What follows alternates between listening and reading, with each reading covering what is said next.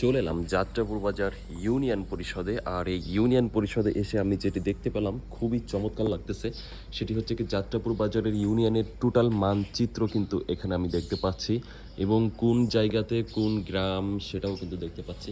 এই যে দেখতে পাচ্ছেন ফার্স্টে এখানে হচ্ছে সুইচ গেট, হ্যাঁ এই যে সুইচ গেট, তারপরে এইখানে দেখতে পাচ্ছেন এই যে কমিউনিটি ক্লিনিক, রহিমাবাদ স্কুল, হ্যাঁ এরকম মোটামুটি সব কিছুই কিন্তু এখানে আপনারা দেখতে পাচ্ছেন। হ্যাঁ এই যে বিষ্ণুপুর ইউনিয়ন, মোটামুটি সব কিছু এখানে দেখতে পাচ্ছেন। তো এটা দেখে খুবই চমৎকার লাগতেছে, এবং এটা কিন্তু আপনারা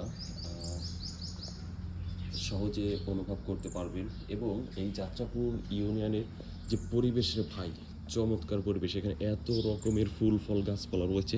সব থেকে মজার ব্যাপার যেটি সেটি হচ্ছে এই যে এখানে একটা গাছ ছিল, বড় মেহগনি গাছ ছিল। এই বড় মেহগনি গাছ এখানে মারা গিয়েছিল।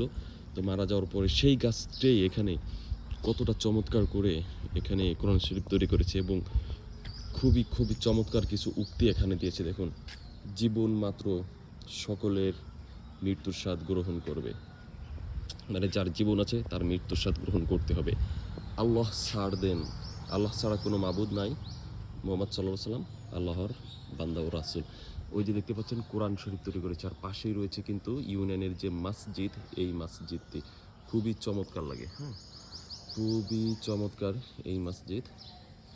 এটা হচ্ছে বাগেরহাট সদরের যাত্রাপুর ইউনিয়ন। হ্যাঁ খুবই চমৎকার, অনেকগুলা ফুল রয়েছে, অনেক রকমের ফুল এখানে কিন্তু রয়েছে, খুবই খুবই চমৎকার লাগে।